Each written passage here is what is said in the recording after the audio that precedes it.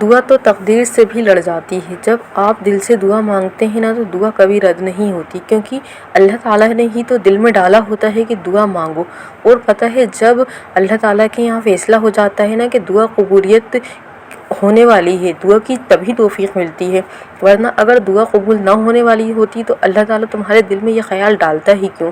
اور جب یہ آنسو گرتے ہیں، جب ہم تہجد پڑھتے ہیں، جب اللہ تعالیٰ ہمیں اور زیادہ ہدایت دیتا ہے کہ تم یہ پڑھو، ہمارے دل میں خیال آتے ہیں، تو یہ اللہ تعالیٰ کی ہی طرف سے ہوتا ہے۔ اللہ تعالیٰ ہمیں مضبوط بنا رہا ہوتا ہے، اللہ تعالیٰ جو ہے ہمیں ہمت دے رہا ہوتا ہے کہ تم اور مجھ سے مانگو اور مجھ سے مانگو۔ تو اللہ تعالیٰ کوئی بھی چیز بنا کسی وجہ کے نہیں کرتا۔ اللہ تعالیٰ نے اگر تمہیں دعا کی توفیق دی ہے تو تم دعا مانگتے رہو، ہمت ہار رہے ہو اور تمہاری دعائیں پھر بھی ختم نہیں ہو رہی، پھر بھی تم سوچ رہے ہو کہ کیا پتہ اللہ تعالیٰ تمہیں دے دے، تو یہ اللہ تعالیٰ کی طرف سے ہی ہے۔ تم یہ مت سوچو کہ تمہارے لیے راستے کب بنیں گے، کیسے ملے گا، یہ سب اللہ تعالیٰ کا کام ہے۔ تمہارا کام ہے کہ صرف اللہ تعالیٰ سے مانگو کہ اللہ تعالیٰ اگر یہ چیز میرے نصیب میں بہتر نہیں ہے تو وہ مجھے بہترین کر کے عطا کر دے، کیونکہ اللہ تعالیٰ تو معجزے کرنے والا ہے۔ اللہ تعالیٰ تمہارے لیے کوئی نہ کوئی راستہ ضرور نکالے گا۔ تم راستوں کے بارے میں مت سوچو، تم صرف اس بارے میں سوچو کہ اللہ تعالیٰ تمہارے لیے دعا کرنے والا ہے قبول۔ اور کیا تم بھول گئے ہو کہ ابراہیم علیہ السلام کو جب اللہ تعالیٰ نے آگ میں ڈالا تو انہوں نے کیسے اللہ تعالیٰ پر توکل کرا، اور یونس علیہ السلام کو مچھلی کے پیٹ میں ڈالا تو انہوں نے کیسے توکل کرا، اور یوسف علیہ السلام قید میں تھے تو انہوں نے کیسے توکل کرا۔ بس اپنا توکل مضبوط رکھو اور اللہ تعالیٰ سے خوب زیادہ دعائیں مانگو، اور اپنی لائف میں نماز کو شامل کر لو۔ یقین جانو دعا رد ہوتی ہی نہیں ہے، کیونکہ اللہ تعالیٰ نے اگر دعا کو بنایا ہی کیوں ہے، دعا مانگنے کی توفیق دی ہی کیوں ہے، دعا بنائی ہی کیوں ہے کہ میرے بندے مجھ سے مانگو۔ اللہ تعالیٰ نے تقدیر میں لکھ دیا ہے کہ دعا مانگنے سے ہی یہ چیز ملے گی۔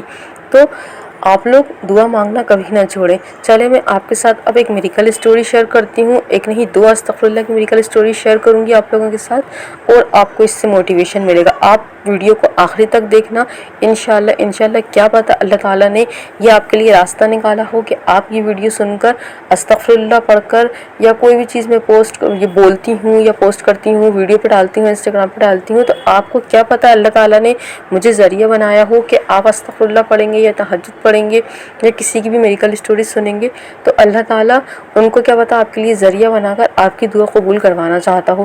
تو چلیں میں میریکل اسٹوری اب آپ کو پڑھ کر سناتی ہوں۔ میریکل اسٹوری میں لکھا ہے کہ میں نے حال ہی میں ایک پوسٹ دیکھی تھی اور 12 سپٹمبر 2024 کو استغفر اللہ کا بولنا شروع کیا تھا۔ میں مسلسل روزانہ 2000 پر استغفر اللہ پڑھ رہی تھی۔ میری بہن کے بیٹے کو لیور کے مسائل ہوئے، وہ افیکٹڈ ہوا اس سے، یہ بہت سنگین مسئلہ تھا۔ جب ہم نے 1,00,000 بار استغفر اللہ مکمل کر لیا تو ڈاکٹرز نے ہمیں بتایا کہ وہ دوائی سے ٹھیک ہو سکتے ہیں اور سرجری کی ضرورت نہیں۔ الحمدللہ ہم بہت خوش ہوئے۔ جب ہم 2,00,000 تک پہنچے تو میری بہن کے لیے شادی کی پیشکش آنے لگی۔ استغفر اللہ کی مدد سے ایک ایک کر کے ہمارے سارے مسائل حل ہو رہے ہیں الحمدللہ۔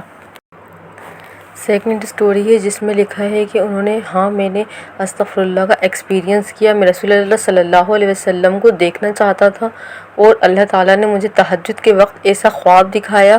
جب میں پچھلے جمعرات کو مسجد نبوی میں سو رہا تھا، میں نے خواب دیکھا کہ رسول اللہ صلی اللہ علیہ وسلم کو دیکھا خواب میں اور ان کو پیچھے سے دیکھا، اور 4 صحابہ حضرت عمر، ابو بکر اور حضرت علی رضی اللہ عنہ کو نماز تہجد پڑھتے ہوئے دیکھا۔ میں نے ان کے ساتھ دعا میں شامل ہوا اور میں روتا ہوا بیدار ہوا، کیونکہ اللہ تعالیٰ نے مجھے مسجد نبوی میں سوتے ہوئے ایک خوبصورت خواب دکھایا۔ کتنا خوبصورت خواب ہے کہ اللہ کے نبی کو خواب میں دیکھنا، پیارے نبی صلی اللہ علیہ وسلم کو خواب میں دیکھنا بہت اس دنیا کا سب سے زیادہ خوبصورت خواب ہے میری نظر میں۔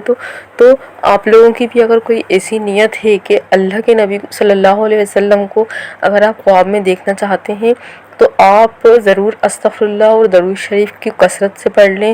اس سے بہترین تو شاید ہی کوئی انسان کی ایسی دعا ہوگی اس سے بڑھ کر کہ نبی صلی اللہ علیہ وسلم کو خواب میں دیکھنے کی کوئی دعا کرے۔ اس سے بڑھ کر تو شاید کوئی دوسری دعا ہو ہی نہیں سکتی۔